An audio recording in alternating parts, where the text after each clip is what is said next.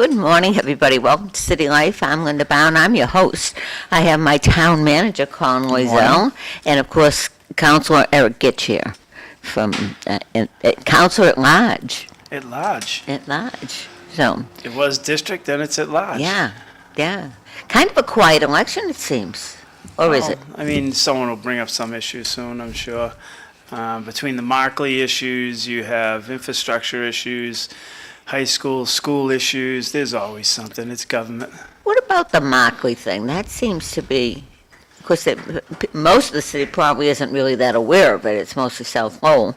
I think they're becoming aware of it. The problem you see is that as something becomes relevant, you don't see it in the news now for 7-8 days later, because you'll have a meeting on it, and by the time it actually hits the newspaper, it's like 7-8 days later. So it's not the same news as we used to have. Yeah. But the Markley thing, I think the city is well aware of it, the environmental impacts, and anybody could put an expert up there and say one thing. I'm sure when asbestos came out, they said, hey, this is the greatest thing, don't worry about it, no problem. And then you find out years later. And I think we have to be cautious on what we do to our community and make sure it's in the places that we can actually develop those things. You can't have profit over people. And I think the world has changed a lot in that way, but I don't know that we're at the point we all want to be at.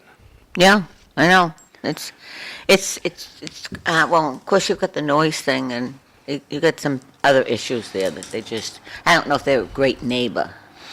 No, and they admitted to that last night. We had a subcommittee meeting last night, and they admitted to that. So they basically had said that transparency hasn't been that good with the neighbors. So there's room for improvement for everybody, but it doesn't mean that you're going to be transparent after you get what you want either.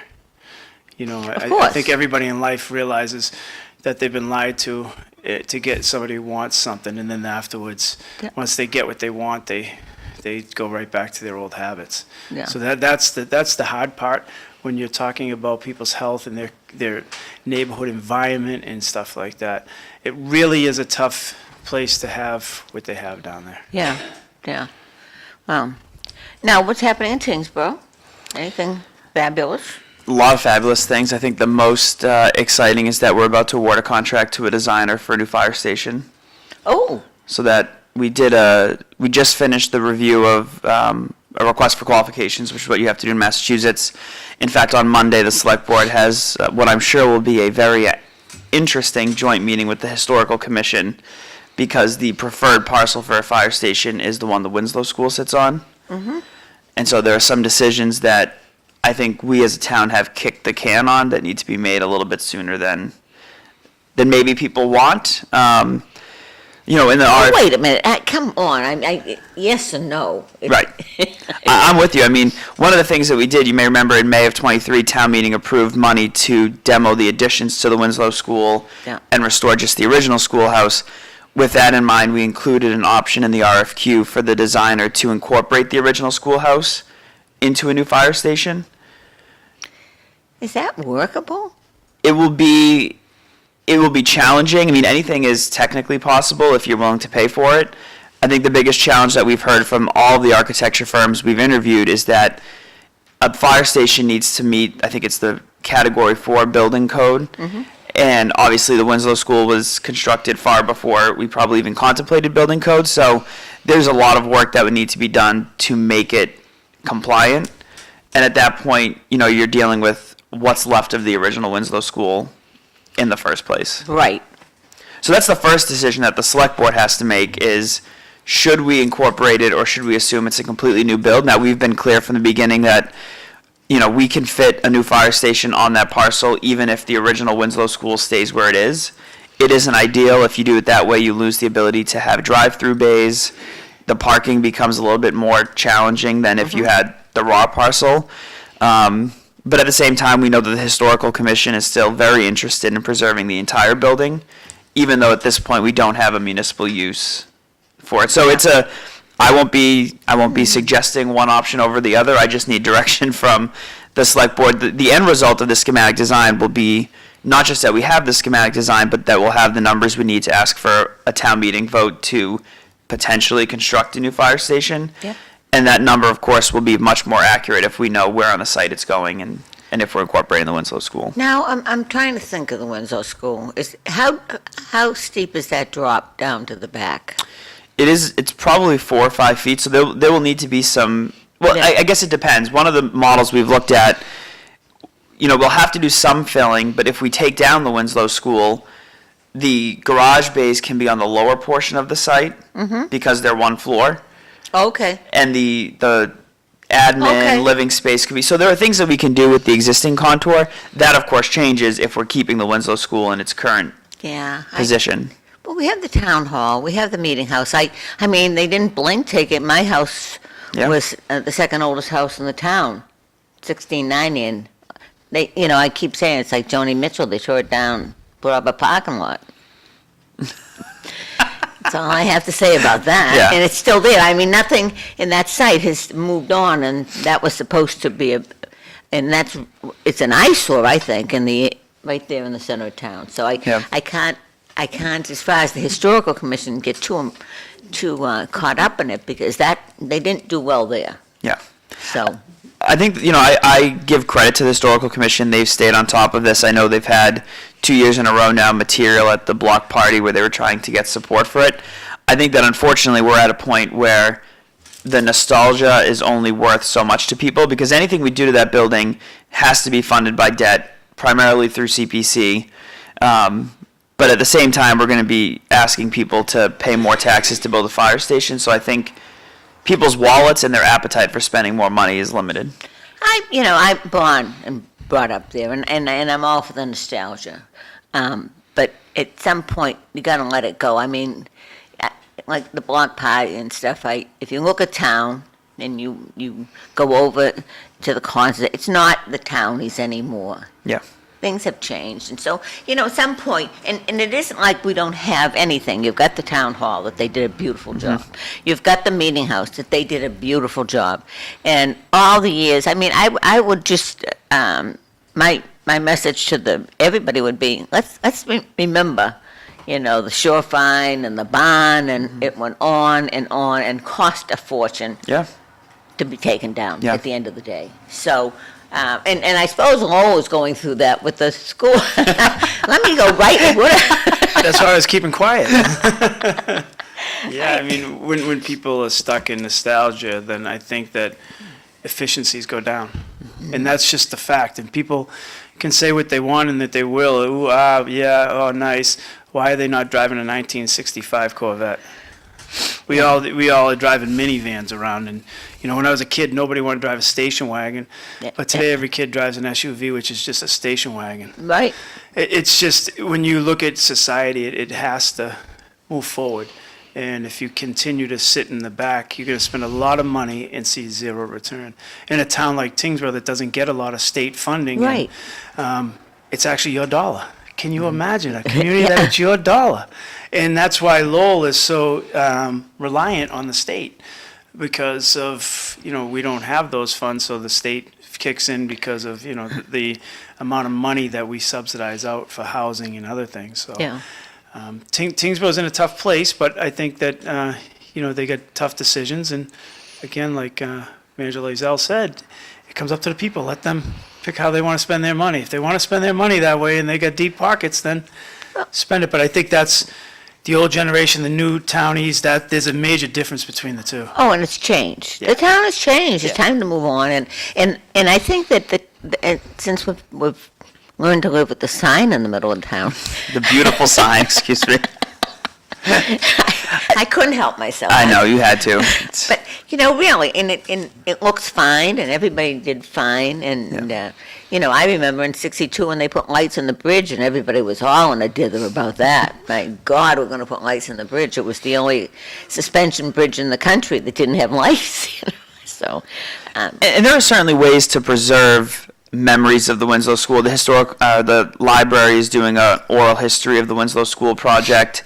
The Littlefield Library is on that parcel. Love it. That's deed restricted because we receive state historic funds for it, so that's not going anywhere.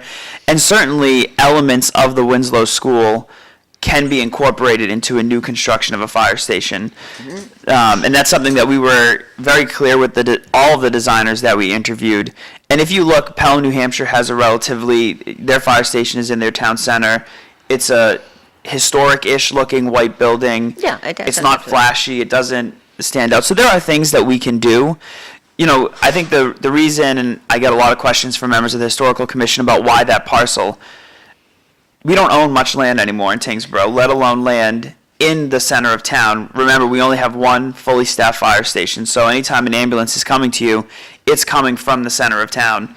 And so that limits the radius that the fire department can be in. So when you really look at it, the only town-owned parcel big enough, ready to build, and in that town center area is the Winslow School. Now, could we look at buying? For a period of time, we spent time talking to NDA about potentially buying some of their land. They backed away from that deal. But even then, if we have land that we own and we don't have to spend $1 million or more to buy the land, I think that it just comes down to having to make a decision that people can afford. This is the first year people are paying the full impact of the new middle school. Mm-hmm. There are a lot of practical considerations that I think, whether we like it or not, the select board has to take into consideration. Well, you gotta, again, I'll say you have to move on a little bit and set your priorities. You've got, of course, I would like to see one of your priorities the other side of town. It's on the list. The Sherburne House is on the list. But it's, and we don't have, I don't know if the perfect location would be the community center. John, does somebody? No, I'm good. Oh, community center, it would be a perfect center for something, that piece of property. Mm-hmm. For, if they were gonna put a satellite or something in. But we have Drakeit right there. Correct. So, that's a dream. That's Yeah. right on Nashua Road, so, it couldn't get any closer. Yeah. And that's fully equipped, so. So see, you get off the hook, but not yet. You wanna talk about the high No, school? it's nice to talk about government and, religious places that don't pay taxes who don't want to give back. That's the thing is, if they had to pay tax on that land, I'm sure that you would have some. And that's the question we have everywhere. We bought St. John d'Arc, the school over there, because they didn't want it anymore. They were going to go out to housing. We pushed back and said, why don't we buy it for our special needs kids that we actually bring to Chelmsford right now. So we'll be bringing them back to Lowell so that we save in the cost of sending them there. Yeah. And I think these are all good things. You need a state-of-the-art fire department. They're the responders who go to the Narcan calls. And I know no other community but Lowell has these issues, which is far from the truth. When they calculate the numbers and their opiate-related incidents, what happens is if someone gets transported to Lowell General or to Saints and passes away, the community that gets tagged with the overdose is the community where they pass away. So it's Lowell. Really? Yes. So they skew the numbers by doing that. Yeah. So if somebody in Andover gets transported to Saints and passes away there, the overdose didn't happen in Andover, it happened in Lowell. And the death goes with Lowell. So when you see those numbers and they're inflated, it's not a true calculation know that. of what happens. Yeah, and that's the interesting part when we see all these numbers. We started diving into them 2 years ago because of how like the South Common is going. And when you start looking at them, there were 352 related opioid incidents in 2022. In the last 4 quarters, because we don't have obviously the end of this year, so we look at the last 4 quarters, in the city of Lowell, there was 101. So it's taken the reduction. Yeah. And now you got some people at the State House who are trying to write legislation to bring injection sites into Oh, no. communities. Well, they're not going to certain communities. They'll end up where Yeah, I know Lowell is. exactly So, where it is. and let's not be naive about it. So the council, at least Councilor Robinson and I, put in a motion to ban them in the city of Lowell. And, of course, the state's pushing back saying, you can't do that.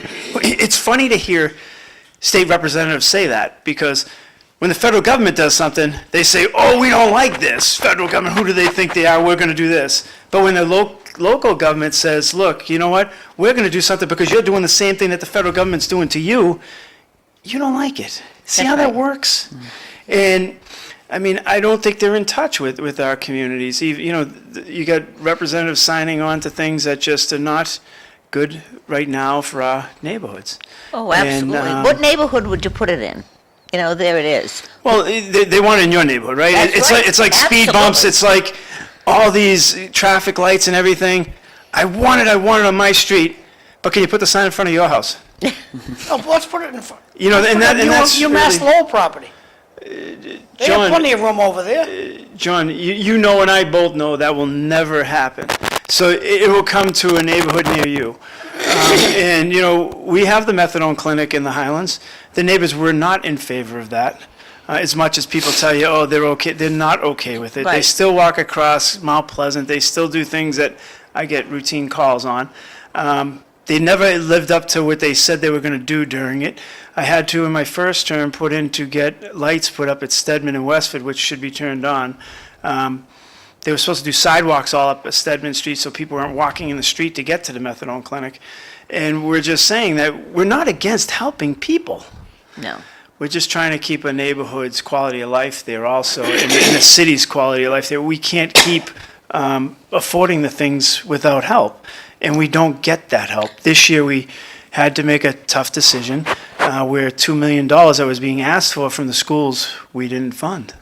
Comment from the audience. Because we had to The fund other government's things. been screwing with the numbers for decades. Unfortunately, the citizens are the ones stuck in the middle.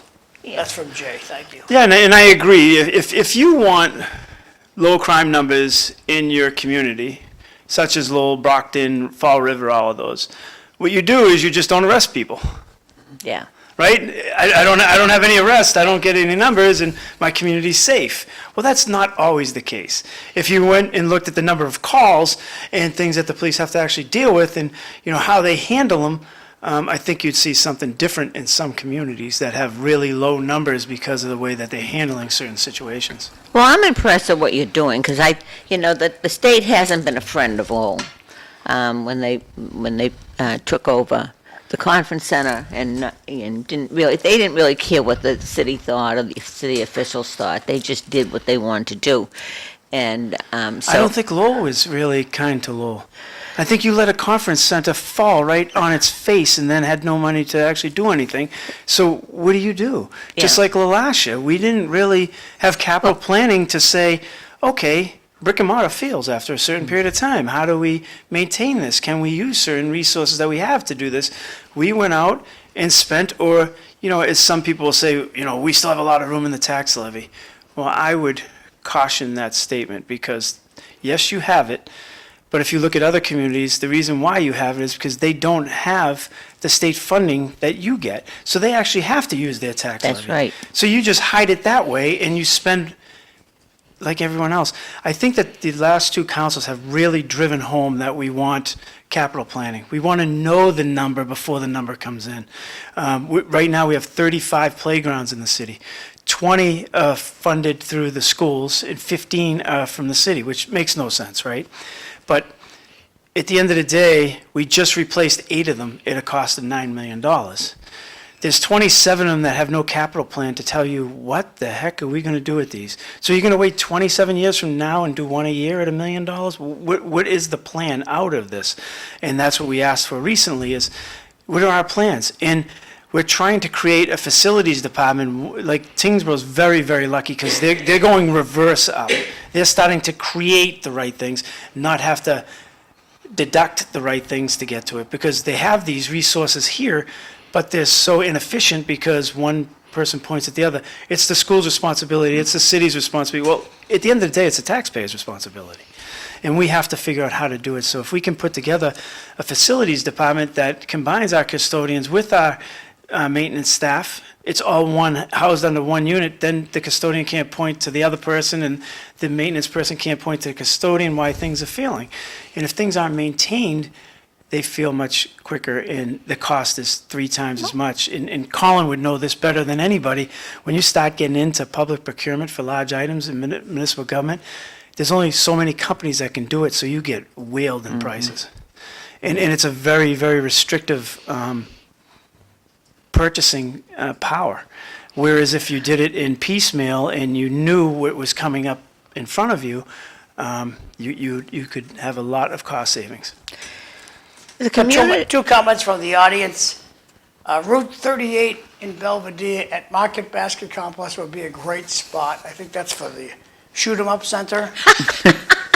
And it's empty and it's accessible by highway. And they may be, the people in that area will see what everyone else has been dealing with. Interesting angle, it's not gonna happen. No, of course not. And then this is from Jeff Thomas, I'll blow it up so you can read it at home. And it says, you're correct, Lowell is making a hard attempt to clean up Lowell and stop the drug issues that we have. The state reps are saying we need safe injection sites, should be voted on out, at least get out in the streets and see the number one issue, not sit behind closed doors and chirp how Lowell should fall into place and follow what the state says. The state isn't helping Lowell's problem. They are contributing to the problem. I agree. Thanks. Back to you guys. If you think the Route 2 belt is going to see a safe injection site, I'll sell you swampland in Florida. Yeah. You know, it's just not. And that's why they can take these votes and say how humane they are. Because they know absolutely. Fall River's going to get hit, Lawrence is going to get hit, Lowell's going to get hit. And when Lowell gets hit, people have to understand that the surrounding communities get hit. People can say whatever they want. I get to walk those areas and actually talk to people. The other day, I walked it with Corey Belanger and Councilor Belanger. And when we walked, there was like 7 or 8 kids in one area, or young adults, whatever way you want to look at it. One of them I recognized from when I was a kid, and I had said to him, "What are you doing here?" And he's like, "Oh, you know," and then, but I asked the other 6, "Where are you from?" 3 were from Barica and 3 were from Nashua, but it's somehow Lowell's the problem. Yeah. You know, and the issue is, when you put this many social services in one area, called a business district that people remember as a business district, but in 2008, when the economy got a little bit tough, we filled it with social services. What do you think is going down there? How do you get somebody out of a rental agreement that has government-funded money?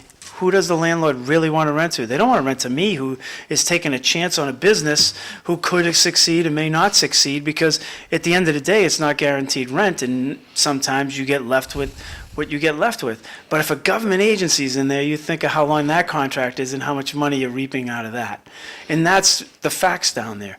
You got a nice neighborhood down there that cares, but when you look at their storefronts and everything, they're starting to fill up, you're starting to see nice things, but we really have to look at going back to your historical piece.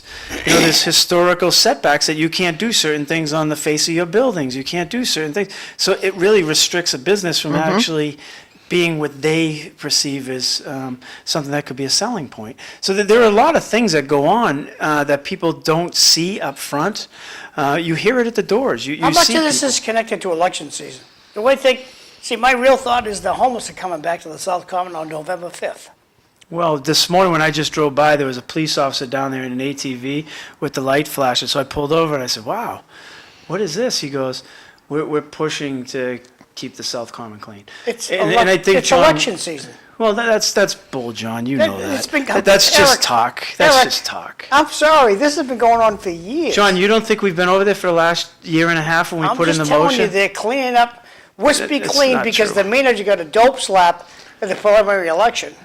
Well, I don't believe that. I think that we really are looking at plans to develop that area when we start looking at, the front runner city and stuff like that. John, that we put in a motion to ban the tents around there because of the school. And we really pushed back, and it worked, and it's working. But the downside to it is it's filtering into the areas of, where Tower News is, the Gary's, where the Gary and Gary is, where Choice Fitness is, the Jay's Food Store. We got to get better, but at the end of the day, when you look at the funding that we cut at the state level for mental health and our public school system and how we're not doing our jobs K through 8 and trying to help people figure out what mental health really is and Why how are we get not it. taking advantage of the executive order where we can pull these people off the street, whether they like it or they don't, and get them the rehab they need? We don't have the rehab system for that. So Massachusetts, not gonna do it. You say that, okay, you're at the Other top. states are. You're the king like we have one.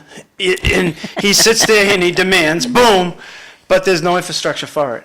I want to Because you put don't Niagara want one. Falls in the middle You of don't the want South one. Common. You don't And want one.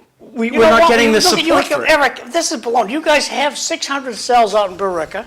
That's not Lowell, so I can't do anything on You that. invite it's the Middlesex County, it is Lowell. It's not Lowell. He's an Middlesex- elected official that Middlesex doesn't Sheriff, fall under you us. invite the sheriff to lovely Lowell, pull the judges in the same doggone time. I hope Corey Robinson put that on the agenda. He promised to do that. Well, I hope he does, because there's no merit to it. There's no way I can force Middlesex, starts with a the sheriff's conversation. department to do it. I can't force you to run for re-election either. It starts with a conversation. My wife Yeah. couldn't either. Well, the state, there it is. Why doesn't the state, the state It's is the their one that says, job. let's have injection centers. Well, let's have it down in Concord. They're not At the going to do prison. that. Yeah. And they We're should put a local perpetuating this option stuff. on it. These people are never going to get off that stuff because they're always high. And mentally ill people are always going to be in the street because we just ignore them. Well, if we're really telling the truth in the city of Lowell, which we never do, we're a time in the moment, and we make a statement in the moment. But if you look back to the late 80s, early 90s, this place was filled with homeless. The only problem was real estate wasn't as valuable as it is today. There were boarded up houses that people were living 30 and 40 in, shooting up in the dens next to there. And I know, because I was a water maintenance worker at the time, and we had to go retrieve the water meters and stuff like that. So we had to get in these homes. And when you walked in, they were spread everywhere across. It's disgusting, yeah. Now it's been pushed into the public because real estate is so valuable that there's not That's a many good point. boarded up homes anymore. The mills are filled. The mills were filled with homeless people at that point. They were living in them. One of them burnt at one time because of them. So when we look at society, this isn't a new thing like 1960s didn't happen. You know, and we've been trying to figure it out. I think one of the biggest mistakes that happened in our state was when Dukakis cut all the funding for the mental health. 1972. And I understand why he did it. It's 2025. Yeah. Things, we're never going back to the 1960s. No, but we have to, you don't want to repeat history, and you want to understand how history works to actually make the correct decisions to go forward. So one of the points is that when you look at it, we got rid of mental health because of the way we were treating patients. Today, we have so many advances in it that we could actually Eric, help. if we but don't can't take get a them there. mentally ill person off the street, when are they going to get good housing? When are they gonna? Yeah, when? Well, John, They'll get at the cemetery. yeah. I mean, that's the sad reality, right? We can take them off the street and give them a better place to live. Well, then I'm waiting for John McDonough's Take 'Em Off the Street campaign to get out there and do it. I do it I want every to see day. how you do that I do it every and day. follow a It constitution. starts with you get them off the street. Well, you have a You bring them out to constitution. Billerica House of Correction. ACLU. You have a constitution, and they have rights. Just Let me put my because Patriots hat on. Well, that's just it, the ACLU. You had Dukakis, and I blame him a lot. I do it every week. He's But then not- you had the ACLU He's saying, collecting oh, they his have pension, Linda. rights. Huh? He's sucking down his pension. But- So you can blame all you want. He's enjoying his pension. But the ACLU took the rights away from everybody. Took away the rights away from everybody being able, the police and everything, to take these people and put them somewhere. They would have come up with more facilities if they could put them there, but they lawyer up and they say, oh no, they have rights if they say John, they don't want last to. week there were 64 people that were arrested for narcotics, all kinds of stuff. Went over to that place. We built a beautiful, nice glass place. They walked in and they were out within an hour and a half. So on the local end, we are trying They're to do our doing job. it. We're So, trying say, to get you What help. conversation are we the having with the judge- decision maker? Vanna, talk to Vanna. No, you have to sit down with the people who can't be fired, the judges, and say, Your Honor, what are we doing left, we should be doing right when we pick these people up? I know you don't want these people back on the street bothering people. They don't care, they go home to Andover. No, they love their job just like you love your job. And they work in a environment that's all laws. And so, okay, what do we need to do to get these people the help they need, Your Honor? And let the judge tell us what his thoughts are. John McDonough, I want you to go outside and have a Class A substance on your sidewalk and get arrested. You'll see how quickly your bank account gets killed. If you have no money and you say that you're homeless, you'll be out an hour and a half. But if John McDonough, the proprietor, goes out there and does something, you'll see how quickly you'll be in Billerica House. There's two laws for different people in different societies that are crossing over at each other, and you're seeing it. So you, the average middle-class worker, you go out and get arrested for a DWI, you'll see how quickly they throw the book at you. But yet if you're downtown with heroin selling it off and you're homeless, it's okay. So we have to figure out, are there really separate rules for people? And there are. And I think that's why we have the Governor's Council, who We is gotta not talk- doing their we gotta- job. If you we want to gotta talk talk- about who needs to do their The job, it's decision the maker, Governor's Eric, Council. respectfully, the decision maker is the judge. And I just say, and I repeat myself, you gotta ask the judge, what are we doing left that we should be doing right?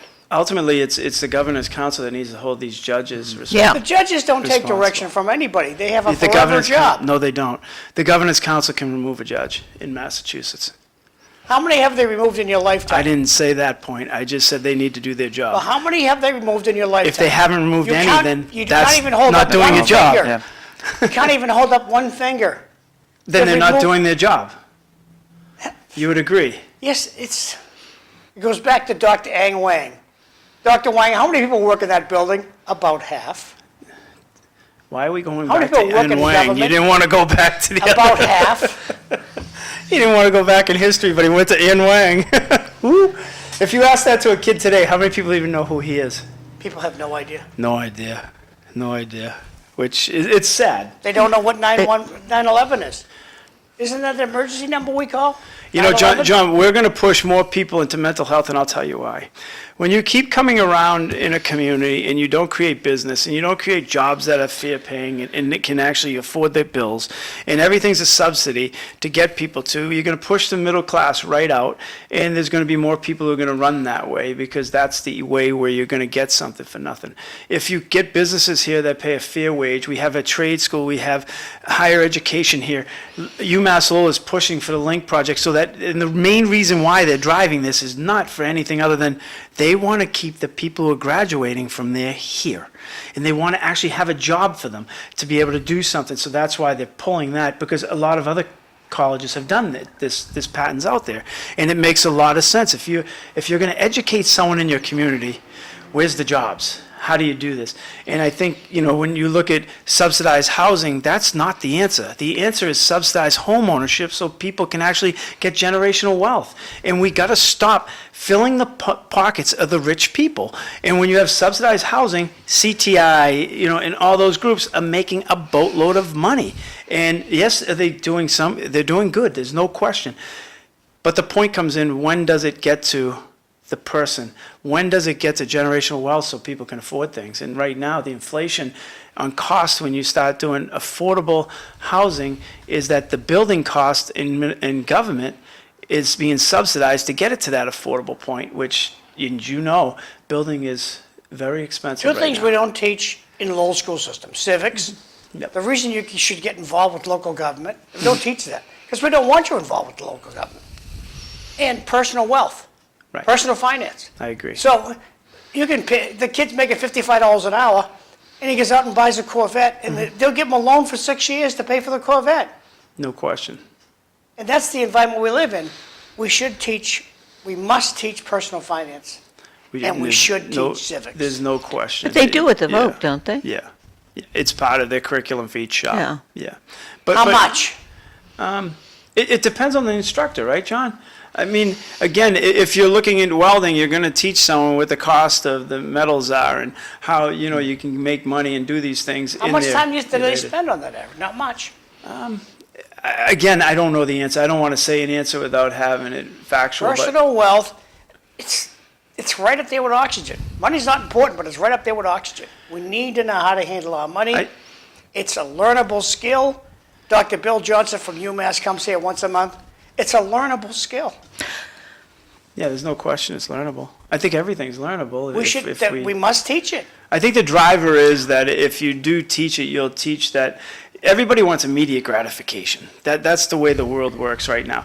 They don't see that it's a marathon, not a sprint in life. And they don't see that each step adds up to finish. Well, teaching a seventh grader how to save money is not a marathon sprint. I was never taught that in school, how to save money. I was taught when I came out of school, I watched my parents, and, you know, you watch certain people, but I worked with a person next to me who actually got us involved in how to, what a dollar actually meant. Because at that time, I think, when I drank, which was over 30 years ago, I haven't drank in 30 years, but you would go out on a Friday with your check, and by Monday you were broke asking, hey, somebody got $20 so we can, and then you'd go through it again. But then, the person who I worked with at the time was Huey McDonough. He says, are you crazy, kid? What are you doing? You need to X, Y, and Z, and you'll see in the future it will pay off. And today's when it's starting to pay off, like you said. It's just, it takes time to get there. We need to teach personal finance. Yeah, you need to have goals in life. But if someone's goal in life is different than ours, we're not going to change Who doesn't somebody. need to pay their bills? Today? We need Want me to help you? We need to teach personal finance, and it's just every elected Today, official. John, you can have two people. Colin and I went to the same school, same everything. We graduate, we make the same money. He doesn't pay his bills, he blows it off. I save my money, I have a bank account. He goes to UMass Lowell, I go to UMass Lowell. Who do you think is going to get free financing from the state? I lived a life of conservative, holding my money. He spent it all off. Who do you think is going to get the money from the state to They're pay for taking their the college? American dream away from the middle class. They're pushing. It's a push and pull, right? And I think the Credit more card people. companies, all of a sudden, you can go buy a big screen TV and a brand new Corvette. Here's your credit card, and that's what the kids get when they're 18. Yeah. But it's a push and pull, right? I don't think the thought process is very good in society, because the more people I have in the middle class, the more business I can create. Not push them all down to the lower class and I can't create businesses. So I want to pull you up. I want to do what John's saying. I want to teach you to be able, but in finance in college is not as simple as what he's saying. You know what finance in college tells you? They tell you this: go out and spend your money and borrow someone else's. Yeah. Because that's how you create an economy. They don't tell you to keep your money in the bank and earn interest on it, because then you don't create an economy. So the finance piece in college is not the model, the platform that John seeks as a business owner. It's more of, okay, borrow someone else's money to make money. With that stipulation is there's a risk, and that's where it comes in. That's why when you look at finances, each person has to dedicate a different thing on what they think is right. But the nonprofits they're not accountable. And why would they? Because they're perpetuating their existence. They need to keep the poor so that Many of them have no end game. right? They don't have to. They can They get do the have an money. end game. Their end game is to get more money from you, the taxpayer. Yeah. They don't want to solve it. Why would you want to solve homeless if you make money feeding homeless? Why would you want to solve that? And I'm not saying that anybody is not trying to do that, but what I'm saying is there's an incentive not to.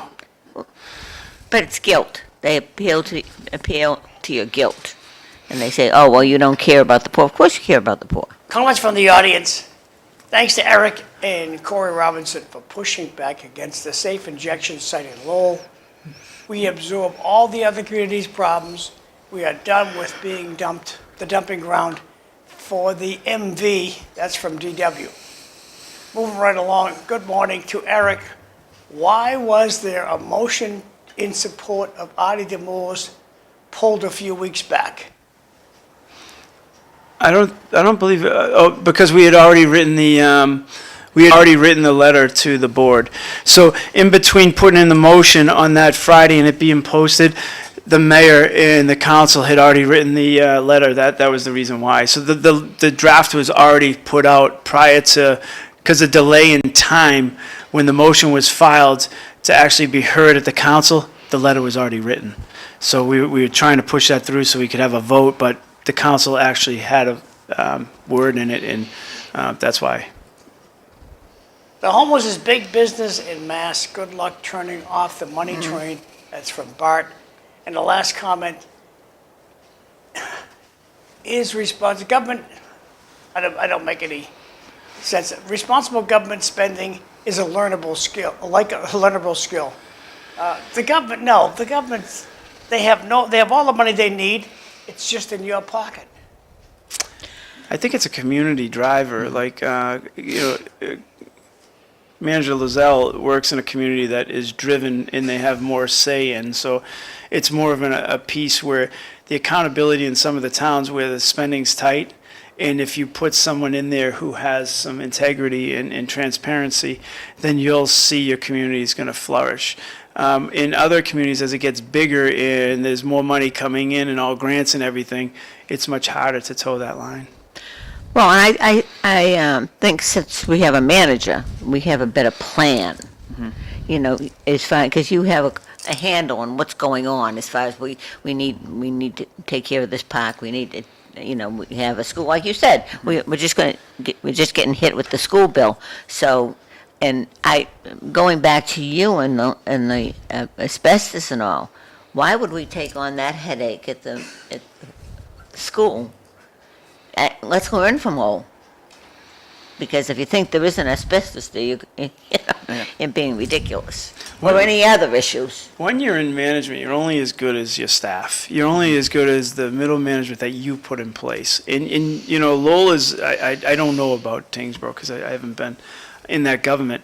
Lowell is unique because no matter what, you're going to get a call from somebody whose friend needs something, and it depends on how close all of us are and what we think the value is. And we don't realize, because of the longevity in the positions, we think, we're only going to be here 3 to 5 years. As long as the guy can kind of float through, it won't be stuck to me. I'm getting out of here. And case in point is our heating units all failed for so long, you know, because people weren't doing their job. They were selling the equipment down at other, you know, places to get rid of it. They would take it, they would carve it up and sell it at the scrapyard. So that's the problem, is oversight and middle management and having longevity in the position as a manager. And when you look at positions and you're hiring somebody, you have to be able to hold people accountable in government. If you don't do that, you will be a field manager, and that tag will go with you for the rest of your life. If you're at the end of your career, like myself, some people don't care what their name's like as long as they're getting their paycheck and they're at, you know, a nice beach. And that's the reality. And people can call and debate and say, he's caustic, he's this, he's that. I can debate it with you. I can show it. I can show in the city of Lowell how capital planning was never in place, how our roads failed for 25 years they've been failing, and it took a councilor who had a background in operations to come in and say, look, we need to get into cape sealing, fog sealing, and again, push it together and try to get long-term savings and stuff like that. Most city councilors don't have operational background in government, and most are not people who are engineers. We've never had a city council who's been an engineer. So in operations, I've had now over 36 years at it. So I've seen the good, I've seen the bad. I've been on the DPW side, I'm on the school side. When you look at things and you're saying, okay, why?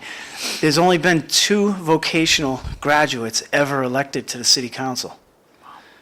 In the history of the Lowell City Council, 2. Dan Zenza and myself. It's a popularity contest. And it's hard to get elected out of Greater Lowell because you're not in, you know, you're not, but at the end of the day, when you look at this, the number one, besides maybe personnel in medical, is infrastructure cost. If you don't maintain your infrastructure, there is an extreme cost at the end. And that's what we're seeing in Lowell. But I do credit the manager, his staff, for trying to get into these things. We went from $2 million to $9 million in our roads.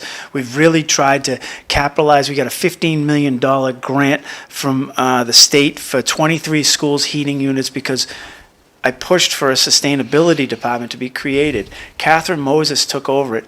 Since she's been there 2 years, she's written grants that have received over $27 million. Comment from the So it audience. paid for her job. City Councilor Corey Robinson sends us, it's a money train. If the organization reduces the number of those they service, it's counterproductive to their pockets. Poverty is big business. Yes, it is. And our friends are put on those boards. Thank you, Corey. So you put the popular people on those boards, and you're going to get the support from the governing body. Yeah. That's what you do. And But it isn't, you can't just, you don't start attacking the nonprofits, you make them accountable. correct, correct. And I think for a large majority of ours in the city, they are accountable. I don't agree with you. I don't think that you see the numbers. I think we are now. I think, Are you now? I think we are. I think, as we talked about the opioid-related incidents Yeah. and we're in the housing demand and stuff and creation, we're looking at probably the highest housing in the last 15 years that has been built in the city lately. So people are stepping in and saying, yeah, we have the driver.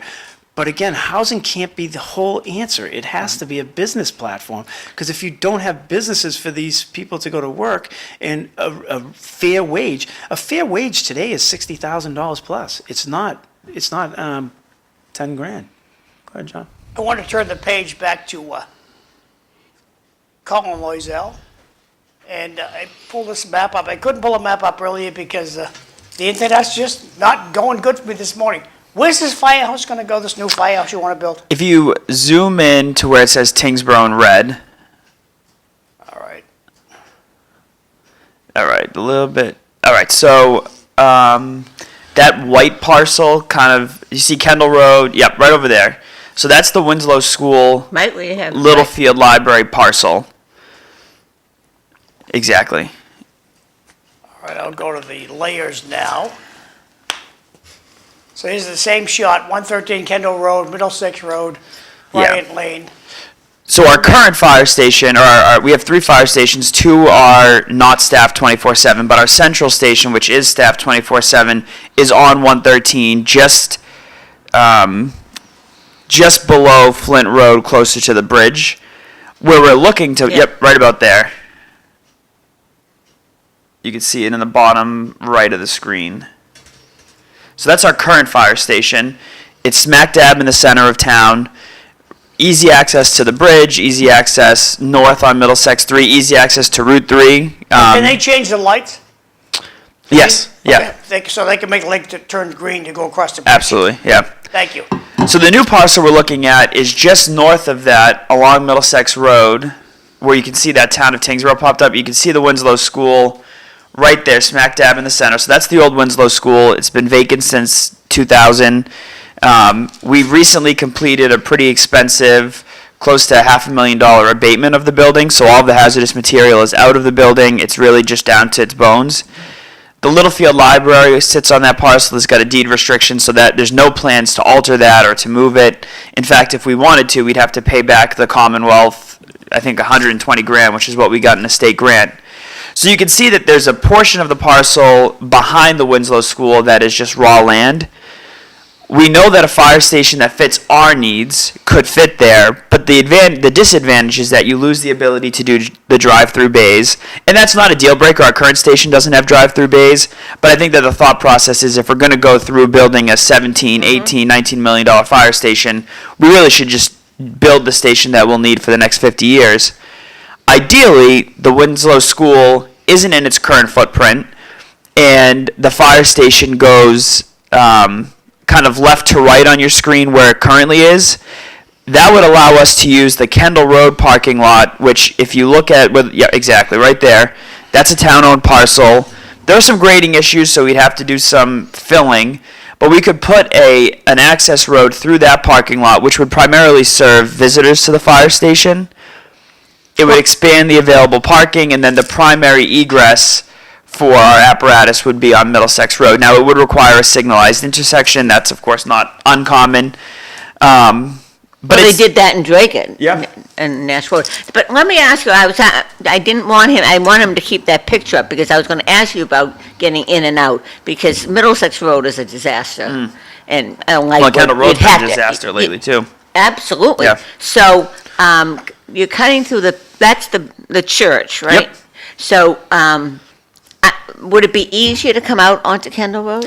It wouldn't be easier to come onto Kendall Road. The apparatus, so this shot kind of shows it. This is Kendall Road? Yes. Yeah. Just so the audience in Tewksbury knows. And that little cross is the church. Yes. So the turning radiuses on this parking lot would be tough for like our ladder truck. Some of our smaller apparatus, Okay. the ambulance could probably come out of there, the tank truck. The easiest place for the apparatus to come out would be on Kendall Road, and the signalized intersection on Middlesex, I'm sorry, and the signalized intersection would tie into the Middlesex Road, Kendall Road intersection, so you could Okay. dump the traffic John, relatively could quickly. you bring it up a little bit so I see Middlesex Road, because I You don't want me to see. go towards Nashua or go towards? Yeah, Lowell? go towards Nashua. right there. Now, as we come out, see, there's a little field library, and that does, aren't we gonna have to do something in that? To me, that doesn't look like an easy way for a fire station, for a fire truck to get out, unless we cut in. We would have to cut into that little island that you see right Yeah. at the edge of the driveway. Yeah. I think that when we talk to the architects, Right you here? look a No, little up- closer to Middlesex Road, right Where at the the dollar edge. sign is, go up to that triangle, up where the dollar sign is. Oh, up here. Yeah, now go across. That little triangle. Yeah, you see how the driveway meets Middlesex Road? On the left, you've got the daycare, and on the right, you've got that piece of land. So Yeah. I think our measurements were that we would need to cut 5 feet, which the hill doesn't really start until probably 5.5, 6 feet in. So we would just need to cut that out, and we would restrict this driveway for emergency apparatus only. All non-emergency use would use the access road coming off of Kendall. Okay. Oh, So there's definitely so some. you want to put the firehouse here? Yes. Okay, so you want to put the firehouse here. Why the hell can't we just put a driveway down here so they can get to the light That's what they're quicker? gonna do. That will be an access road for non-emergency vehicles. No, I want the fire trucks to be able to get out. Well, they might be able to. I think that our initial concern is that the turning radiuses over there are relatively tight, especially if that parking lot is fully. What's the chief say about, so if you do the drive-through, you just move the whole garage this way, you got plenty of land. Absolutely, yeah. You can just put them all hot top and you Well, just have the sure. drive-throughs. Have That's to on back top up of the a hill hill. this way to the drive-through. You can't go right down to middle, that's ledge, isn't it? No, That- I want them to go down. Is this a hill right here? No, Yeah. in front. Yeah, that is a hill. that That's is going to true. require us to do some filling, maybe even some weird turns to make it work, which is why I think the apparatus would have a hard time. You got a lot of area to just change this Oh, grade. yeah. Just get a big machine up there and just make this go uphill. Yeah. And it's just a hell of a lot quicker to get across the bridge coming out this way. I mean, this business of, let's head towards Nashua, watch out for the traffic coming this way. Well, there'd be a signalized light. intersection, so that would all the traffic would be stopped as they leave, and it would tie to this Middlesex Kendall So we're intersection. gonna have two pain in the ass intersections. Well, the intersection would be a flashing yellow like in Drake it, Look, 99% of the I live with time. the Lot overpass, and when those guys come through and they trip the lights, you're there for 30 seconds every time they do it. Yeah. They stay red for 30 seconds after they're gone. Well, I think if they well. were coming to save you, I think you'd be a little less concerned about the 30 No, but the seconds. thing is, it's a pain in the ass to the Yeah. traffic. Most of the calls they're going on, they're gone. Why doesn't the light turn instantly green after the truck is gone? Oh, because we're the government. We don't have to. I think it's probably a tad more complicated than that, but No, it's not. It's in the MUTCD. They turn red right away, don't they? yeah, I Why think can't that they there's turn green right away when the truck's gone? the truck. I don't believe that we're at the point where the light itself knows that the truck has now cleared the intersection. I think it's a timing thing, and they leave enough time so that the truck can be fully gone before. I don't know what kind of computers you have here, but the Lot overpass has all these fancy computers that have television screens and everything else. They know It's when in the the truck is manual gone. for traffic design. When we have our first design meeting, John, I'll give you a call so you can provide that feedback. But this site, you can see it is smack dab in the center of town. It's the preferred site, not just because it works architecturally. The fire department likes it. The fire chief was involved from the very beginning. And he's a townie, he knows. Colin, all I'm putting on the table today is, for this fire truck to go over the bridge, the way you're putting this plan together, and you're saving 25 cents to do it, is they gotta go to Nashua, take a hard right, and shut down the traffic here.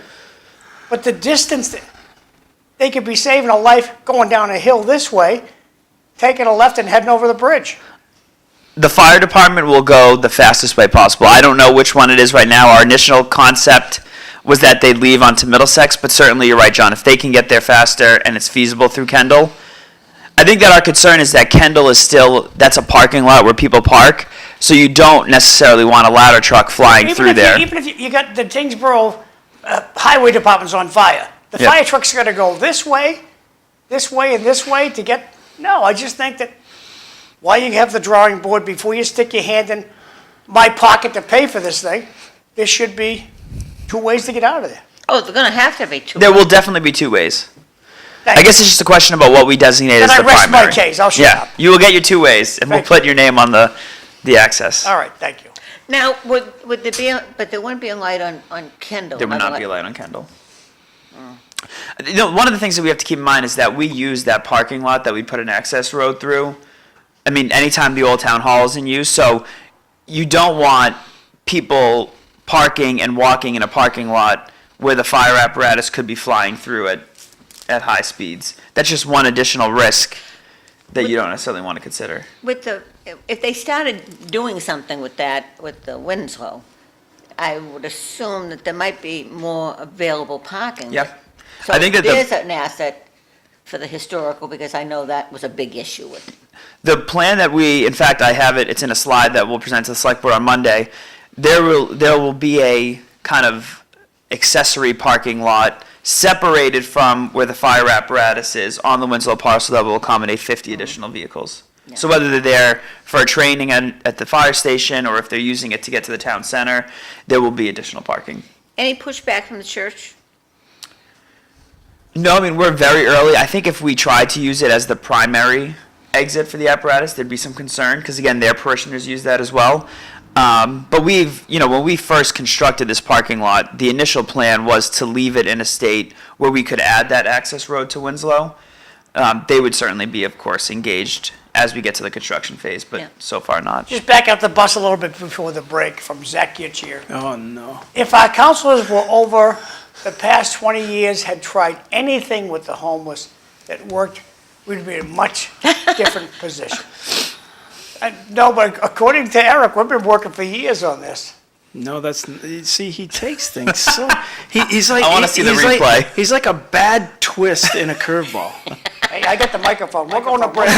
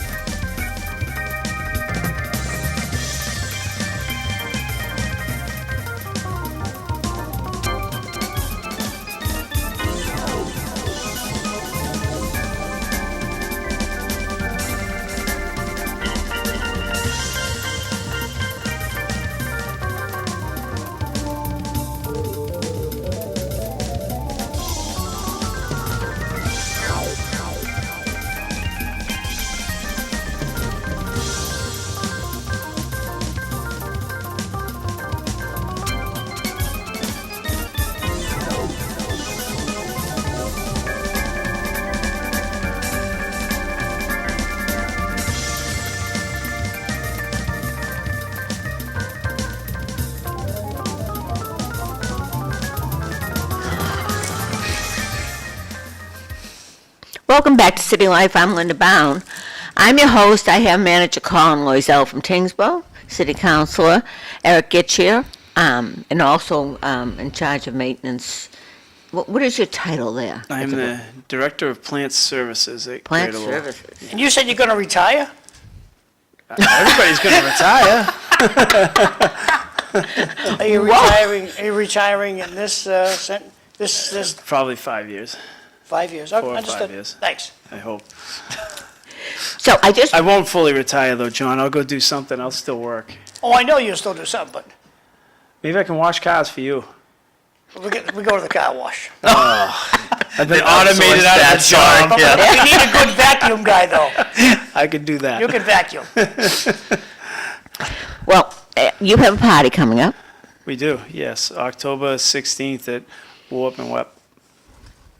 So, Yeah, it's our final one, and hopefully we're in the home stretch of this campaign, and with luck, we'll get reelected and be able to continue 2 more years. I can't say enough about the change, and I see an improvement in the change with district representation included with some at large and some at district because of the parks. I see an improvement with the parks. I see more concentration on the neighborhoods. You know, with the reps from the districts. I think that's worked out pretty well. I think it has, but I think like anything in life, some people like change and some people like certain ideas and they want certain things. But over the last 4 years, we really tried to push sustainability, trying to get more income coming into the city, whether it's through grants or businesses or trying to really commit to the environment, trying to make sure we push a tree committee together and try to, push down some of the CO that enters the world and create, push down heat islands and our schools. I've pushed for better maintenance in them, and I think we have grown and we are growing. We're not seeing a lot of the same complaints to our phones and stuff as we once did. Our road work, we've pushed for a balance in our hiring process. You know, how many people are actually hired from opera and how do we contain what their responsibilities are and keep it so that doesn't just hit the tax base? Are there grants out there that can hold these positions? If not, how do we keep going back to the taxpayer? And the very first thing you can see is in the first year we were there was a 5.5% increase in taxes. The second year went to 3.5, and this year it was 2.5. And one of the reasons for that is when you create a sustainability department like we did, and you pull in $27 million in grants, it offsets your operational costs in areas where your reductions can come in. And there are other areas where there are savings, but that's a big one when you can use those fundings to offset some of your future costs, like heating units in schools that they got a $15 million grant for 23 schools. So those are important pieces to try to look at. When we bought the fire apparatuses out of opera monies, that was my push for that, was because if we didn't, we'd be funding that out of our general funds, and it would cost us a boatload right now. And they were maxed out by 7 years, they were over. So those are things that you have to look at, and we're dialing in and saying we need capital planning going forward so this doesn't happen again. Well, the grants that you're getting new equipment, is maintenance included in that? No. But yes and no, because there's obviously, we have a maintenance department in the fire department that actually did a phenomenal job to keep those pieces of apparatus open for as long as they did. Yeah. 23 years on a fire truck is Not a unheard lot of. of time, especially in Lowell where you're getting a lot of the 911 calls and they go to that. And, the driver also was, we pushed to keep all companies open. And again, that saves not only our firefighters' lives, and it pushes to save our residents' lives, whether they're able to get to somebody quicker with Narcan or they're quicker to get to a fire or something. We're saving people's lives. There's no data on it because you saved somebody's life. Yeah. And those are the tangible things that are hard to drive home with people. So when we look at it, I pushed back on the water department. We never lost an employee, but yet we hired contractors at an alarming rate. Well, now we're seeing the reduction of that and back to the Excellent. employee actually doing their jobs. I think the quality of life piece, Calorie Park, they put out for a request for proposals for a sponsorship for 99 years without us knowing, and I pushed back on that, saying that's our neighborhood park. Our kids should be able to enjoy that, not, have to wait for someone else to use it and then get off, and get Yeah. on. So there's a lot of quality of life issues in the city of Lowell that we as a team, as a council, have driven to try to give you a better quality of life in the neighborhoods. I don't think people understand well how government works. The neighbor's voice is the one that matters. Everything else falls in line to them. And I say that to people who want to build in certain neighborhoods. I say, well, what do the neighbors think? Talk to the neighbors. We're not just going to throw something in your neighborhood without you having a say in it. And I don't think that we should be pushing down from the state and saying, building across every area at no cost doesn't matter. You can put whatever you want where you want. I think that takes away from who we are as people and why we bought the places we bought. Some people say that's inhumane because, we need housing or this or that. We need businesses. Businesses are the driver to get housing, to get everything else. We need something that's sustainable, and without it, it just reaches into government's pockets, and we just basically become one big shelter of giveaways, and the middle class can't afford it. I don't even know that, the rich are going to get richer because they're the ones building these places at government cost. It means government's back feeding them so they can make a large profit and get out of here or rent them for many years. So those are some of the key things that we've been working on, but every day is different. Another issue can come up, and you have to make a decision based off of what you think is right for a community going forward and the kids. The front runner, what's happening there? Where are you? Yeah, I think... Talk about businesses, Yeah, I think there's a plan in place that they're going to announce shortly. But when you look at the front runner, basically is a finance system, right? Someone wants to come in and finance, give you lower rates in finance than you can get anywhere else. And that's the delta for your profit. And that's what's going to lure in people to actually invest in a community. The downside is if government comes in and starts lowering the interest rates down, it shrinks the incentive to do it, right? Mm-hmm. So if your rates go from 7 down to 4 and a company comes in and they're doing 2, how valuable is that rate? I don't know those answers yet, but it's an outlook that we have. Yeah. We don't have anything else, and it's an outlook that a city can really wish upon and say, look, can these things be done? Everybody has a dream of a trolley going from, Chicago to downtown Lowell. Well, there's some things that are, not feasible in the world, right? Mm-hmm. So we have to really think, okay, what is going to happen? How are we going to do it? How are we going to build? And I think people want to build, closer to the train station so you can bring people in, bring them out. And the reason for that is because you don't have businesses here. Why would you have to travel people in and out? Okay, I'm going to put a trolley system so you can get to the train station, so you can go to your job and then come back. Well, we're not a bedroom community, and we really need to dial in and figure out what's the most value. Like, I thought the Salapoli thing was one of the worst decisions we've ever made, but, they said we had to do it, which we don't have to do anything in government. We can sit back, and they never met their obligations to their agreement. right? And they said it would have taken 2 years to, fight this in courts and everything. Well, what's 2 more years to a process that's been taking 20 to live what you actually planned? So there was a push and pull there, and I was on the losing side. But at the end of the day, we're going to have a nice building down there with a lot of apartments and, some storefront. There it is, a storefront. You got some- to bring them. 10,000 square feet. Yeah. Now, the two of you are going to be involved at the homecoming Yes, at on the Friday. Great Old Vogue. Yes, on Friday, thanks to Manager Loiselle and his staff, we were able to build a concession stand field house on our new athletics complex. And the reason why we wanted to do it in-house is because it's the centerpiece of a $4.5 million process field complex, and we wanted the kids and the staff to be able to build this. That was Superintendent Davis's point. She wanted this done. Her and Assistant Superintendent Barton wanted the students and staff to build it. And when you look at it, all you do is smile when you walk in. You see, in Lowell, we have this thing that it's too cold some days to go to school. It's too hot, too cold. There's always this and that. Those kids were out there in freezing cold temperatures, putting block on that building and working. Wow. They put the water and sewer underneath it. We had to call the town of Tyngsborough to come out, do their inspections. They came out, showed them what an inspection was. They dialed in, and I give credit to his staff on how patient they are with the students and said, okay, we need this, can you do this? Here's the rule, here's that. They actually showed them the path. And that's where the communities really come across. So that will benefit all of our communities that are sending districts to Greater Lowell in the future. Hopefully these tradespeople stay in the area and they will build things for years to come. But when they get to take their children or they go to a football game or lacrosse or soccer or anything on that field, they'll be able to walk in and say, I built that. It was my hands, my mortar, my paint, my electrical, HVAC. There's so many working groups that were together that you're trying to manage through these projects to build these buildings. And then when you see it, you're like, wow, the kids did this? The kids and the staff did this. The teachers were phenomenal to work with.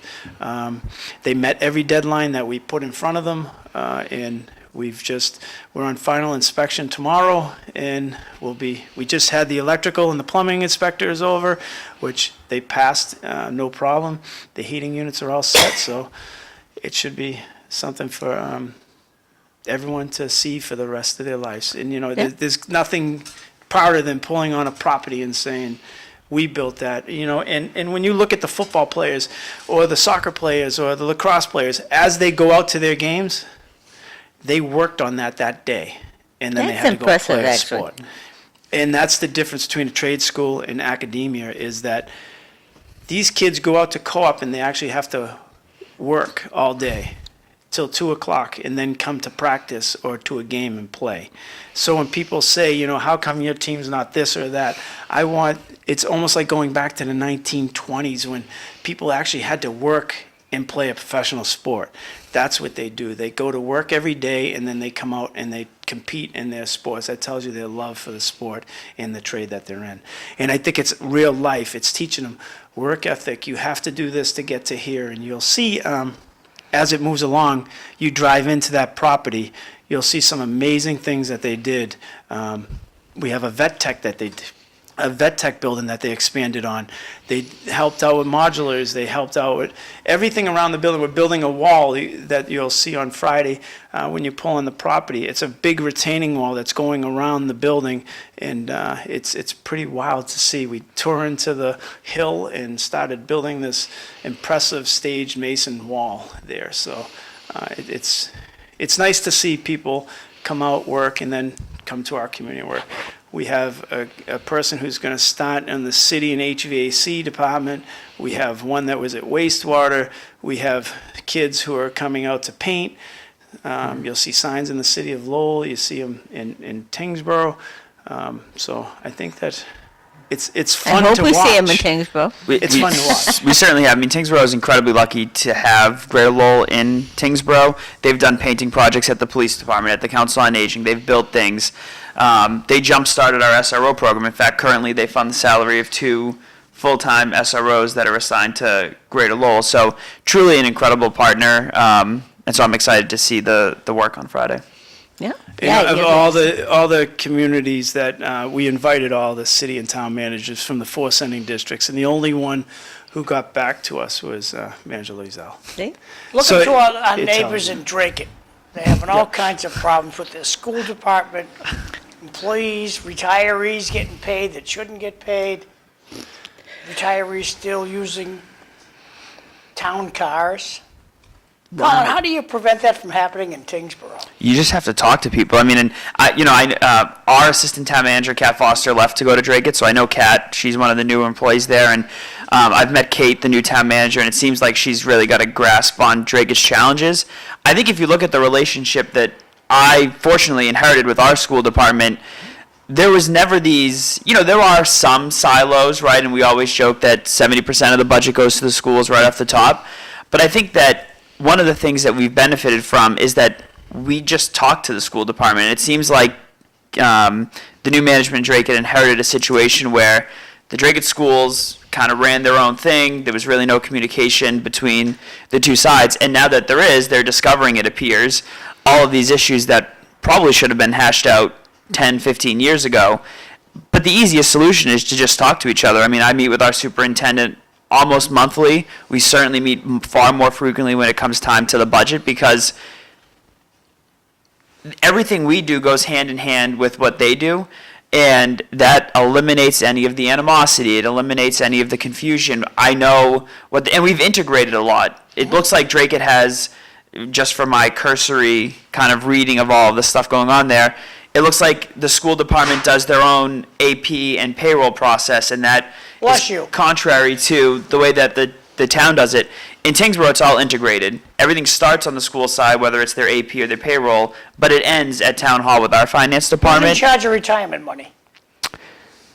In Tyngsborough. Our HR folks. So HR, they're confident that Yeah. everything's on the up and up, nobody's driving around in a town car or a town credit card?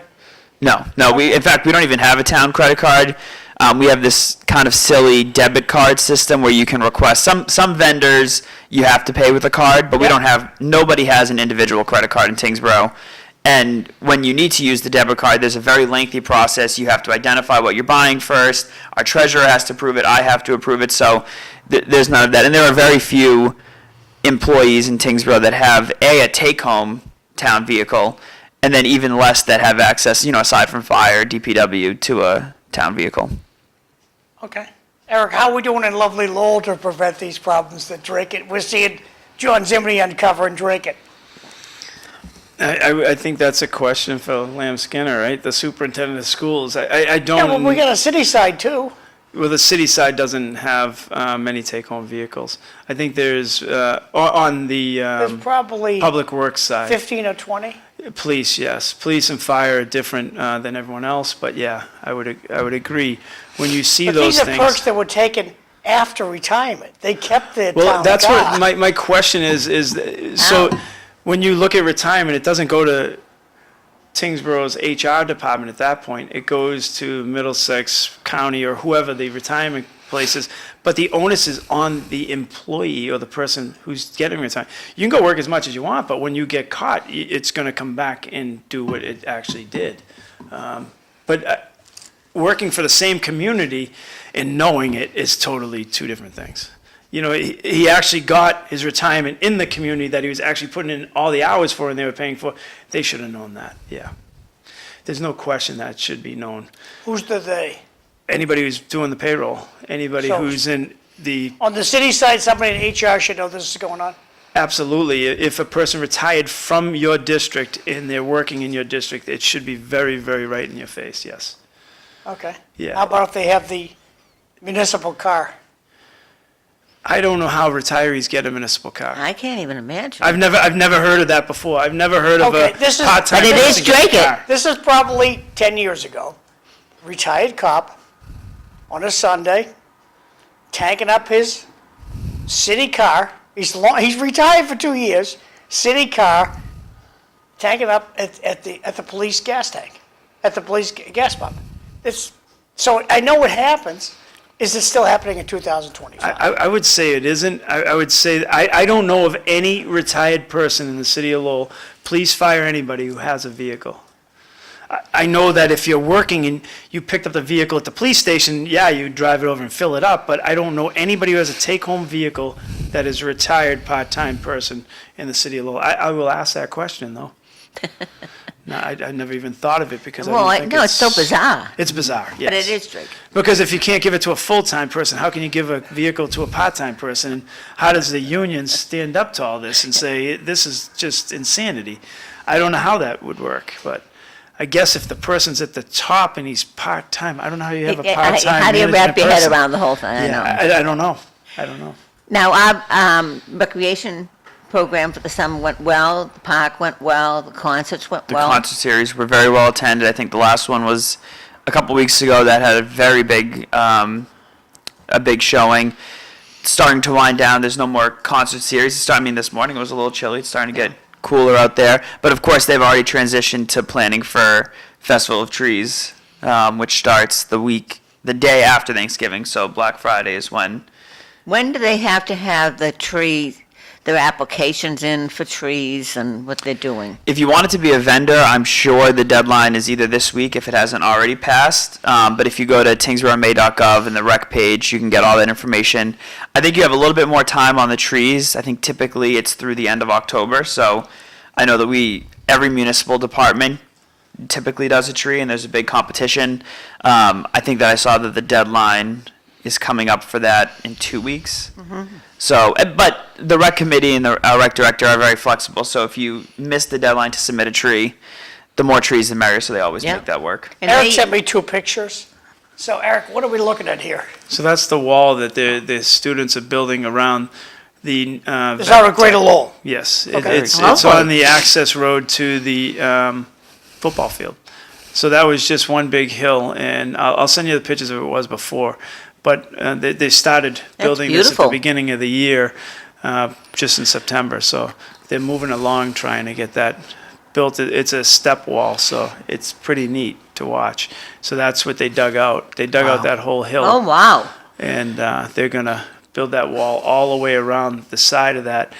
It was always a problem piece of the property to cut with the lawnmower because of the grade. Oh, yeah. So, and then masonry came out and said, why don't we build a nice wall we can How put are those staircase? expensive lawnmowers doing?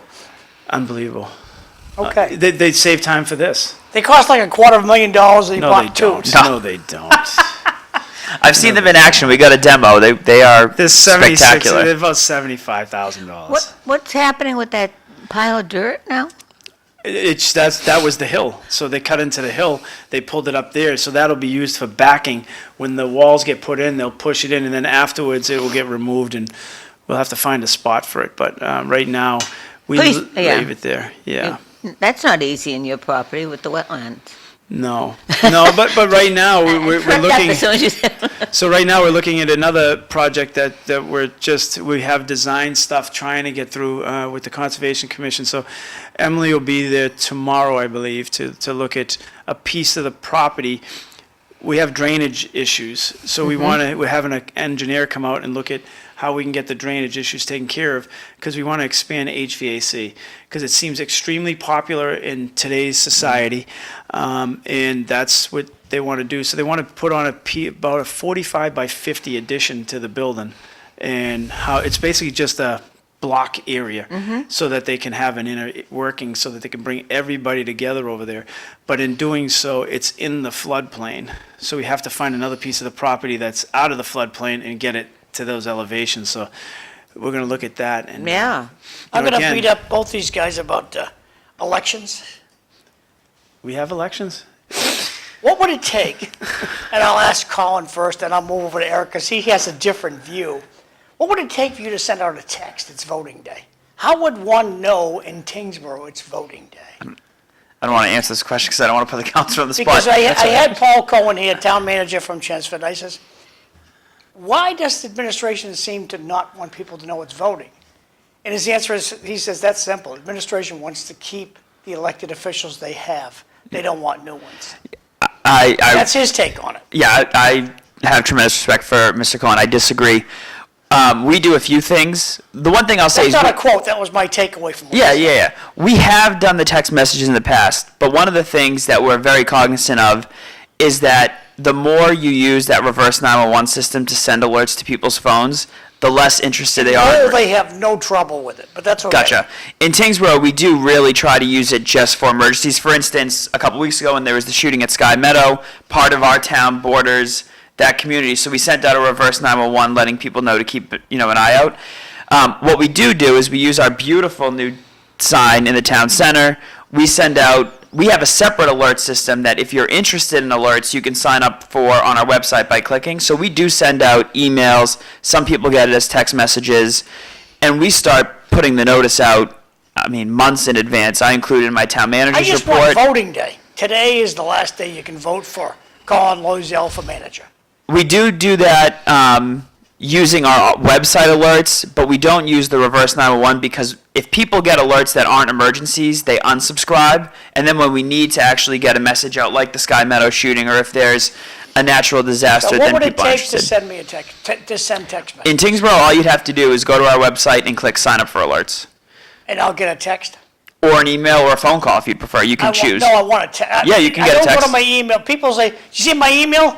No, I don't I'm look in at my my- freaking You can car. sign up for a text. It's totally up to the user. Text, phone call, or So email. just go on your website, sign up for it. Yes. Eric, what does Lowell offer? Now, Lowell, let me just pick a little bit of a Lowell. We have this kiddo, Eric. walking through the Highlands with a gun. I'm going to show you my gun here. Where's my gun? Okay, he's walking through the How did Highlands. we get to with this the lights stage of in this. life? He's walking through the Highlands with his gun. What does Lowell do? Don't tell anybody. Don't say a word. Don't tell anybody in the Highlands. There's a kid walking around with a gun. And there's cops swarming all over the place. Helicopters I galore. can't believe that. And there's a kid walking around with a gun. Just better than this one. Nobody got a text. John missed his calling. Don't say a word to the residents. The hell with them. Maybe they'll get shot. So, That's probably a direct quote, right? my issue with you guys is, you need, Was there somebody carrying a gun? What are we John talking missed about? his calling. He should have been on the rifleman back then. no, voting day, Oh. how would one have known to vote on preliminary day? Well, let me help you out with the first thing, right? Yeah, please. So on voting day, right? Now, if you're a parent, do you know the schools are closed? Your kid's home? Oh, wow, wait a minute. How do we alert parents that, it's voting day while your kid's at home? Let's try that one. All right, John, there's one notification. You have no school in the schools in the city of Lowell on voting day, November 4th. All right, so there's one. Notifications, I spoke to the election director last night as I was walking by and asked about the boards and where they are. So he has contacted the DPW and asked for the 3 that we have in the city to be used. I thought there were more at the police station, so I said that to him. I think there may be a couple more at the police station, so he's going to look into that. Again, it comes down every November Well, why didn't we get since a... 19 whatever. Eric, why didn't we get a text about the kiddo walking around with the gun? I don't know where you live, but I know I did. And I know my mother-in-law was in the house. I live 3 houses up You got a from text? where he actually was. My phone You got a rang. text as a The city house councilor? phone rang. If you're home, the house phone rang. The phones rang. It came on alerts. So we get alerts. I got nothing. You don't live Are in they the s- area. Why would I they live in Lowell. contact John McDonough and Highland My Ave when... kid could be up there. On the reverse 911, you can segregate the neighborhood that's impacted. I don't know what happened in this case, but that is Right, something we do. And UMass Lowell sent it out right away, and I got UMass that. Lowell sent me nothing. They send you something? I'll send it over to you, what got sent to I the kids. believe you. I'm just asking the question. And again, at no time, Did they send it I as a live the city closest councilor? in the area to it. Huh? Did they send it as a city councilor? No, they sent it As to a my niece who commoner? goes to UMass Lowell, who was there. And she just sent it over as meme okay, blah, blah, blah, and she already knew. The whole neighborhood had so much presence in it. They were walking up and down the streets. Anybody who takes away from this, and again, it's good for a drill. You can always improve on these things. I think we're finding that throughout the whole country. Even the best planning we have doesn't seem fit for everybody in the world. So I think that we can learn from it.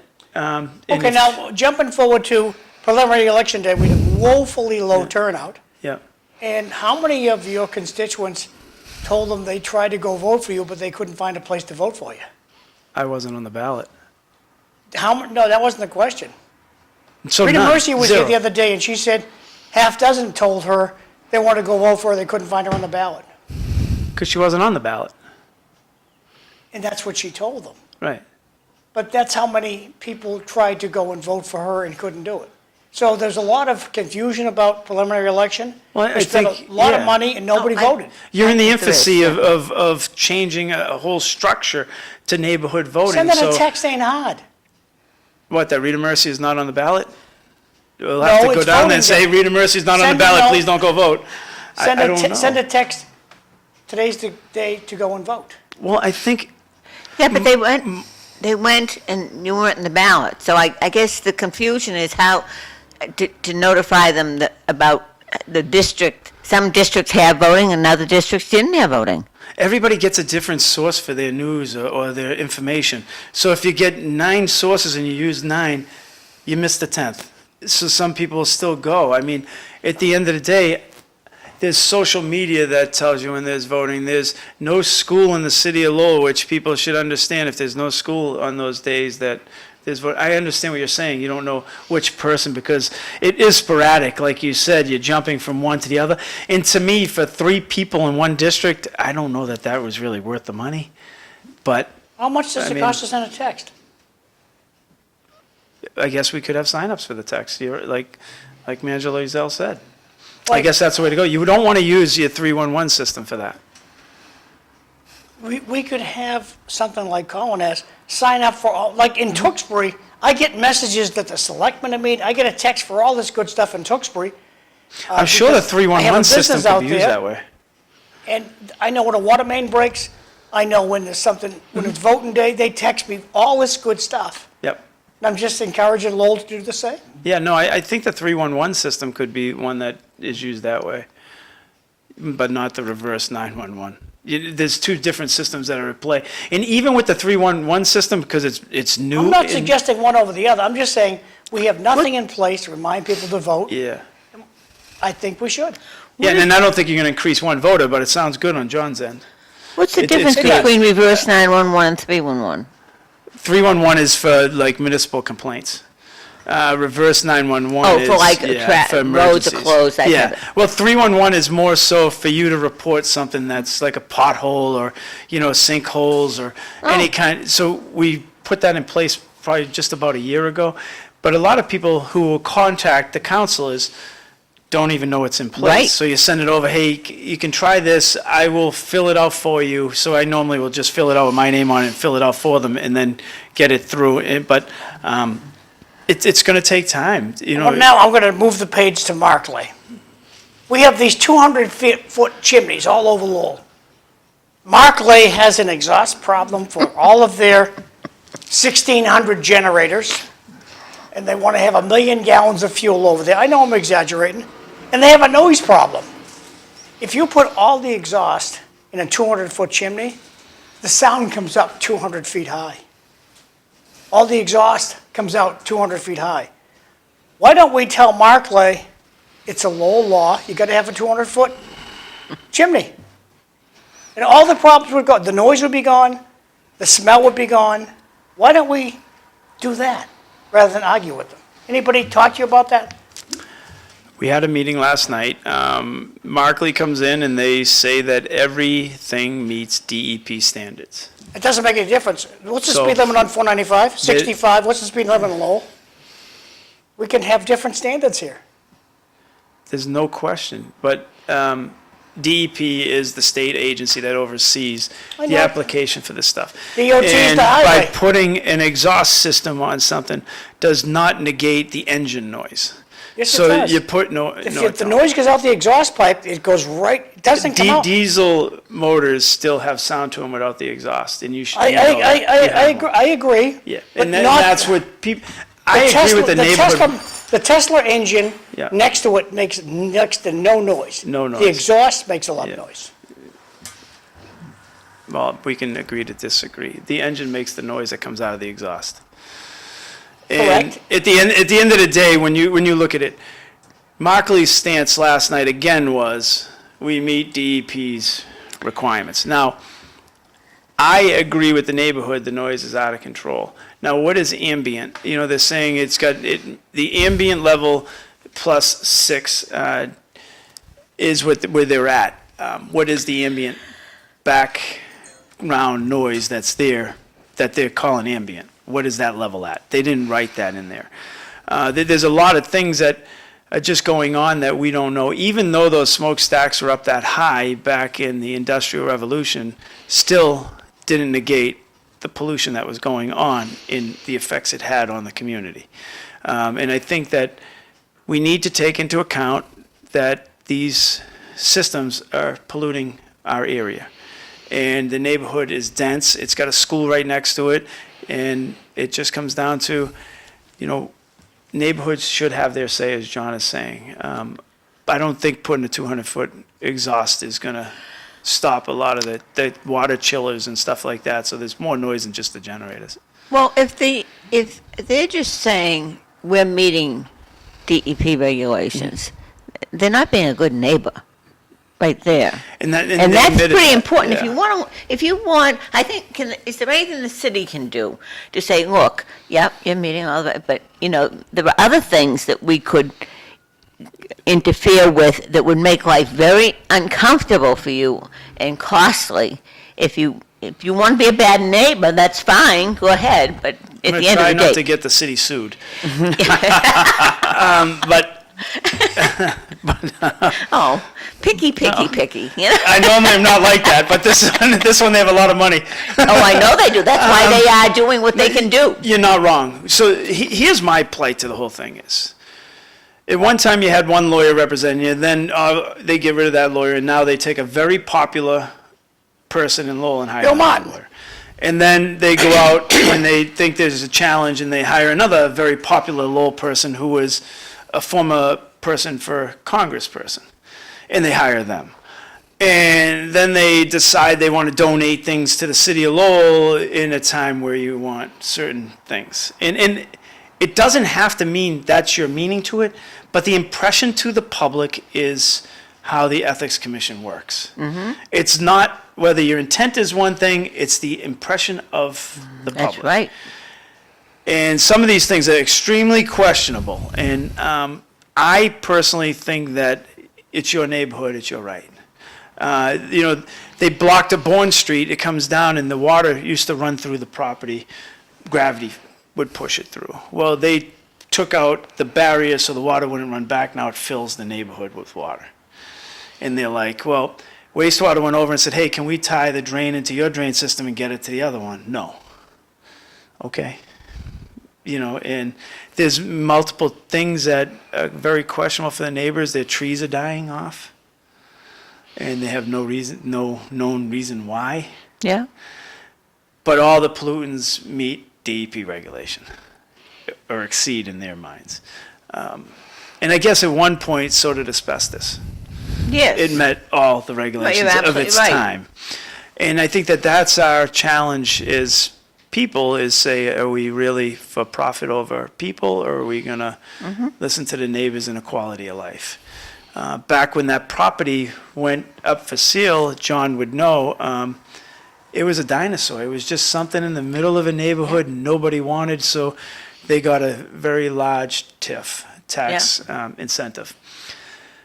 Now it's in demand, and the roles are reversing because they want to build bigger and bigger, but they said at that time they had wanted 31 generators, and it was okayed by the city council back then.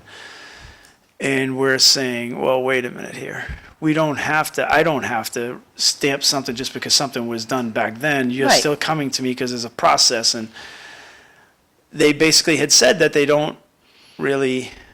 not good at public relations with the neighbors, so they hired people who would be to try to get this through. But I look at it as patent form, and look, you tell me one thing and then you don't do it. Why would you do it? Tell me, oh, I'm going to do it this way. Why would I ever expect you're going to do it the next time? Eric, what people are After you get missing your way. about this whole thing is, I suspect Marklay's gonna run these generators in February.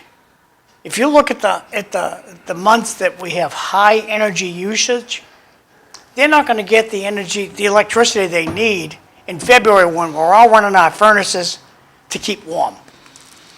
And July and August, June, July, August, September, when it's hot, when we're running air conditioning, I think they're gonna run those generators then. Has anybody asked, when are you gonna run these generators? And has anybody listened to the answer whenever we damn well please is the answer? When are they gonna run these generators? Have they said that? They run them 5 minutes a week currently. But the question did come up last night because I get to run a facility during high demand on the grid. Yep. And right away, going to your text thing, we get text, lower shutdown usage because the grid has a high demand. I asked that question last night to them. I said, so when there's high demand on the grid, do you guys get notification to lower? Oh, no, we don't. I said, oh, good, because when they send it to me, I'm calling him. I'm going to say, why don't you go to Markley, who has 3 times the use of the city, and tell them to lower it, and then I can still run so the kids can actually play their sports and stuff. Because if they're not getting them, why does a school get them? As you're saying on these high days, I think you're 100% right. Eventually, that's what's going to happen. You're going to pull it, and you're going to run them for 2, 3, 4 hours. Right now, their run times can be up to, without an emergency waiver, which you can get anytime for anything. As you know, you can get the DCAM waivers. You can get any waiver as long as you're, It's been requested, sir. and you It's ran. been why is Yeah. this running 24 hours? We've requested, we have to do it. Yeah. And we've already requested it, but it's a weekend, we're not gonna hear back, it's a holiday weekend, and we're not gonna hear back till Tuesday or Wednesday. One of the residents in the city asked that question, Ryan Oates, he asked that question about high demand. What is their usage right now currently? And we don't have that. They don't share that with us. So that's what we're asking for next is bring us what your usage is so we can see what the demand is if you have to run these things and how long do they need to run. There are other ways to do this.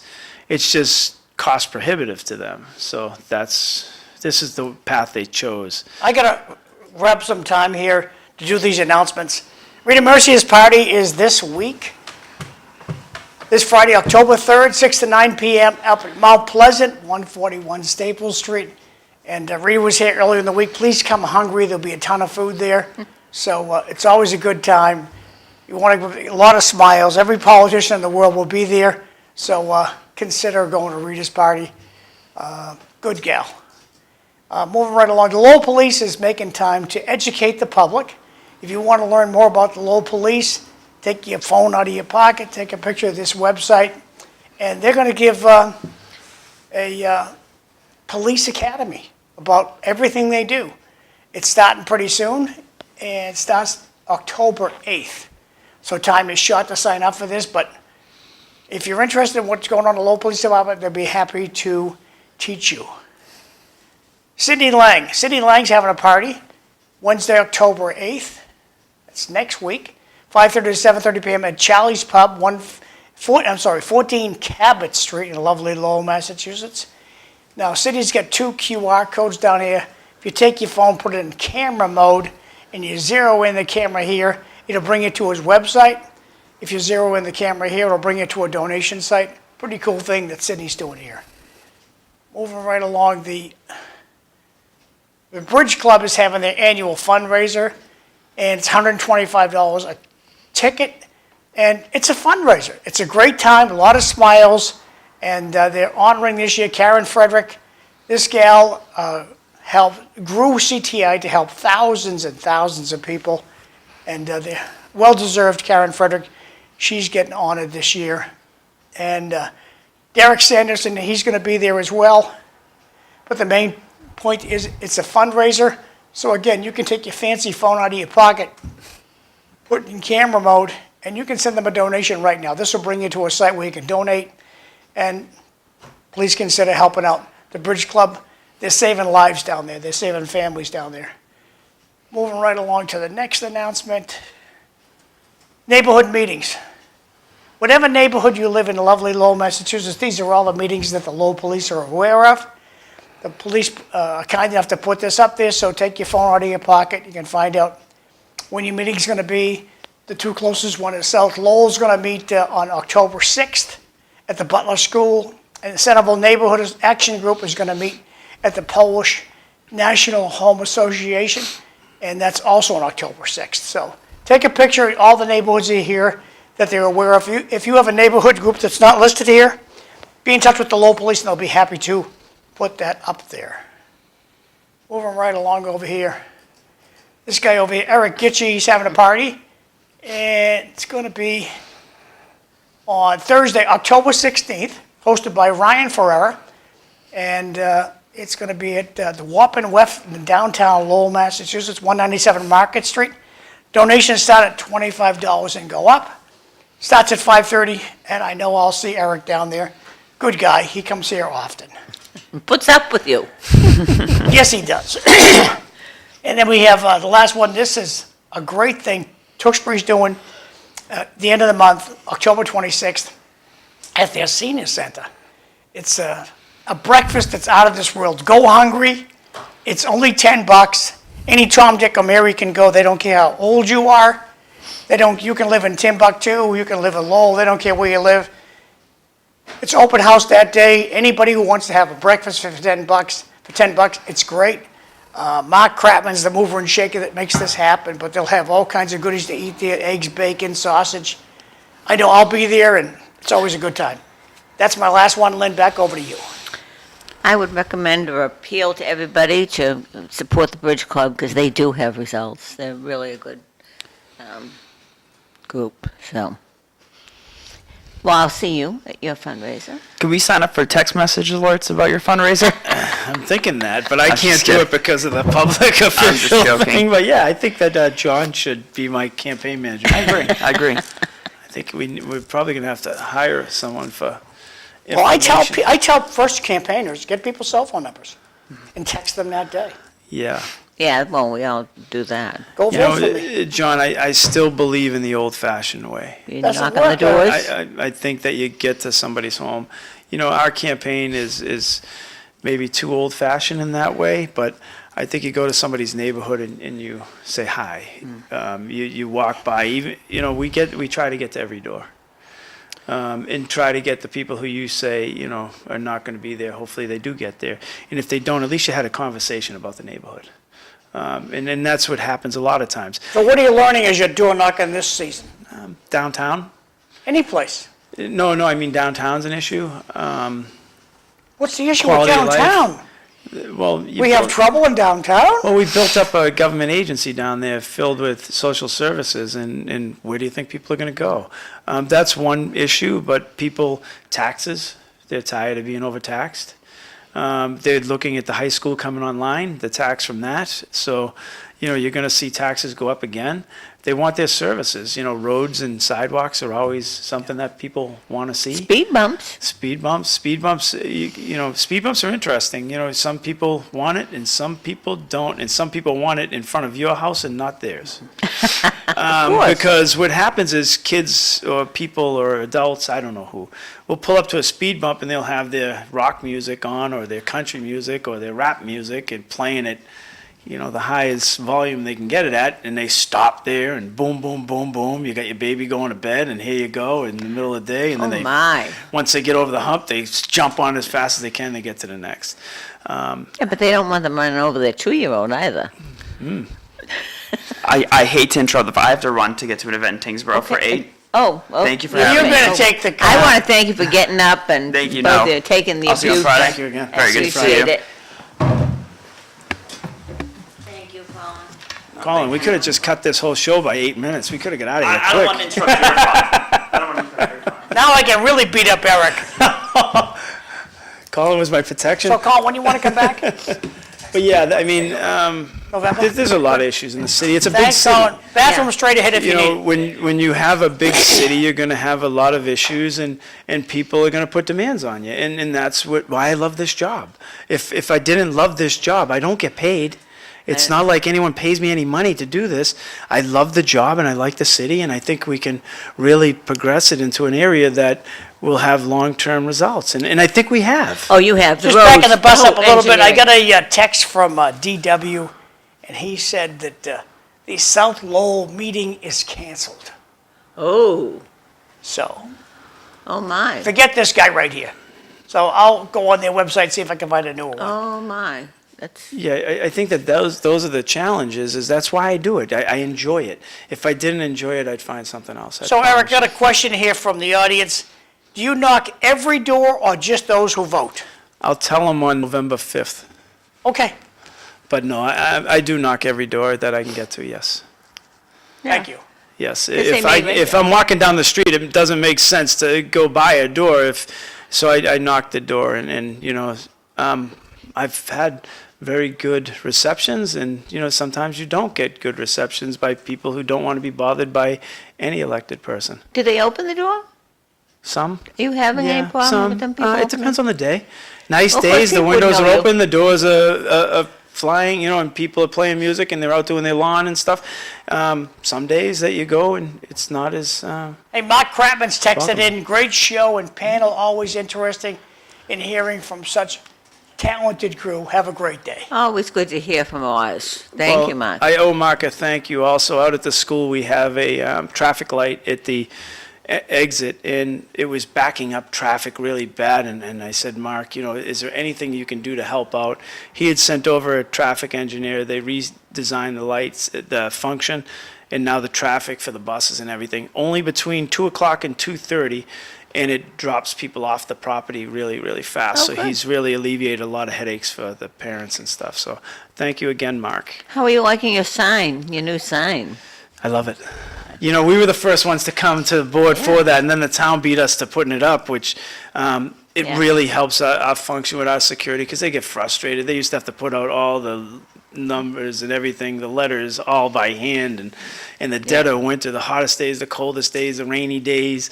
Now you can sit at your He desk and paved just the way, Colin paved the something. way for Yeah. that by getting it Yeah. in the center of town. Colin did a phenomenal job for us. At the time, they were saying it could never happen, and we just have a phenomenal working relationship with that town. You know, it's very very pleased. straightforward. His And- door's always open. Yeah. So Yeah, Eric, but how you've many? always had good How many managers. jobs did we make with the opera money? Meaning we, the city manager, create with opera money. Opera money It's one time, it's gone, not coming back. So how many jobs did we create? In your mind, how many did we create? They run, you know what I mean? There's not a number. I asked for that just maybe 3 weeks ago. I asked for a report on how many are left, how many are being funded, what's our plan going forward on them. So I think it's important to do that. If we don't do that and know the reasons and everything, then it's wasteful spending, in my opinion. Well, we're going to disappoint a lot of people unless a lot of people retire. Right, I agree. And I think that that's where you take a job knowing it's grant funded, and then the grants only last so long, and when the grant's gone, the position's gone. Well, today I talked to somebody last night that with the government shutdown, their job's gone forever. They're not going to get their job back. Which is Gone. sad, right? If for your job, you get an email this morning, don't go to work, don't ever come back, turn in your keys. Yeah, that's just that's a sad reality as someone who I don't know. I don't think that's the way you do government. You look in and you say, is it, what's the accountability factor? Is this job productive? Is it needed? You don't just close a whole thing down and say. Well, as you likely know, I am one that thinks the government has too many employees. No, I don't disagree with that fact either. So I just think that you guys have the opportunity, and yet it doesn't happen, to tell the manager, everybody who retires, we need to take a good look at their job and prove to us we really need to replace that person. Yeah, and that's a humane way of doing it, like you're saying. Budget time, I tried doing that line item, and you get the same old from the same old people who just, can we stamp this and go? There's no accountability at budget time on that end, and I think that your challenge, like water department, we can go right back to them. Same number of employees when I worked there, same number today, better equipment, better everything. Nobody wants to answer their phone late nights, so they don't answer their phone. And if you only get two people, they can come in and direct the contractor how to work. So if there's the four of us working there, tonight you and I are going to work. We'll be the only ones. You two don't answer your phones. The next night, you and I will answer.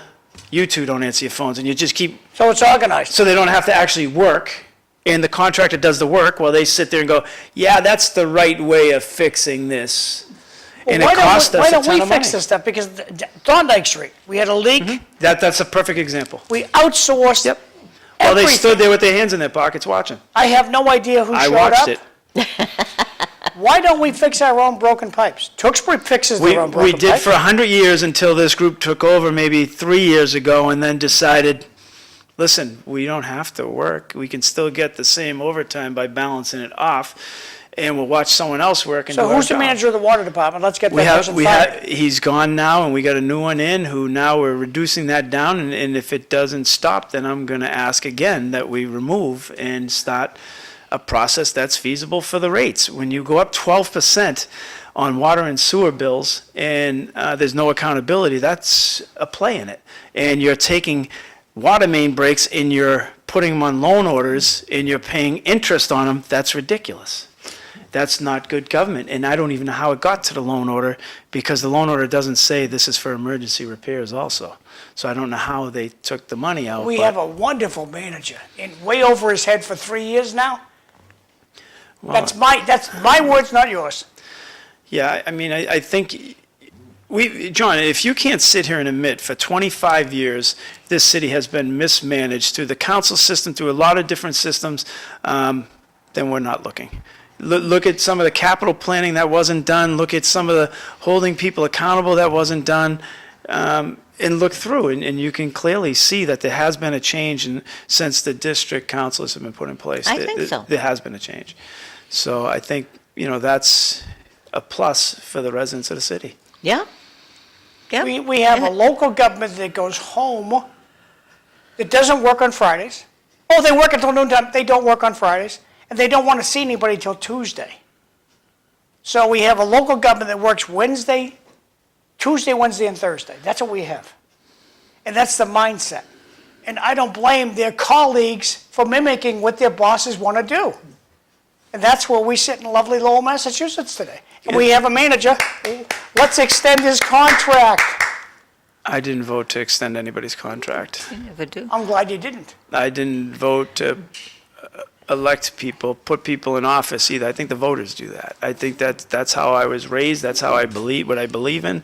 I believe the voters have a voice and let them vote. And whatever the outcome is, I can certainly live with. You do this for passion to help people and help the city, and hopefully we're getting to that point. But I don't think it'll ever be a completed point, because as time changes, How could it be? we all change, right? Yeah. But people want that defined completion, which something's gonna come up, and middle management is our protection. If they do their job and they tell us what is on the radar for the future, then we should be somewhat prepared for everything that Is comes that forward. improved, your middle I, management? I think it has. I think we're getting to a much better place, but. Okay, so tomorrow, takes City Life, time. Evelyn Thorne's gonna be the host. Bobby Hoey's not gonna be here tomorrow. Eileen Del Rossi's gonna pop in. I think we're gonna talk about MCAS scores tomorrow and how Oh, my. fantastic we're doing.